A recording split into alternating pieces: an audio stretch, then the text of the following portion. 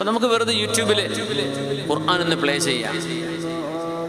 ഏതെങ്കിലും സോഷ്യൽ മീഡിയയിൽ ഖുർആൻ അങ്ങനെ ചെയ്യുന്ന എത്ര ചാനലുകാരുണ്ട്. നമുക്ക് വെറുതെ കേട്ടിരുന്നൂടെ? നമുക്ക് ഓതാൻ സമയമില്ല, നമുക്ക് തിരക്കാണ്, നമുക്ക് തിരക്ക് പിടിച്ച ഓട്ടത്തിലാണ്.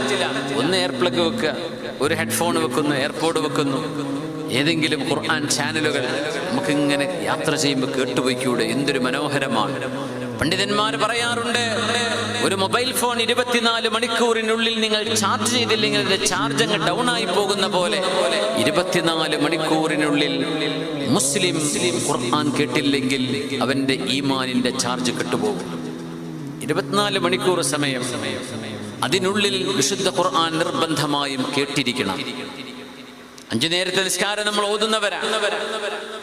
ഖുർആൻ കേൾക്കണം. നമ്മൾ ഓതാൻ മറ്റൊരാൾ ഓതിത്തരാം, ആരോ ഓതുന്നത് റെക്കോർഡ് ചെയ്യപ്പെട്ടത് കേൾക്കാം. എങ്ങനെയാണെങ്കിലും 24 മണിക്കൂറിനുള്ളിൽ, നമ്മുടെ ഒരു ദിവസം അവസാനിക്കുന്നതിനുള്ളിൽ വിശുദ്ധ ഖുർആൻ കേൾക്കാൻ നമുക്ക് അവസരം കിട്ടിയില്ലെങ്കിൽ മൊബൈലിന്റെ ബാറ്ററി ഡൗൺ ആകുന്ന പോലെ നമ്മുടെ ഈമാൻ ഡൗൺ ആയിട്ടുണ്ടാവും.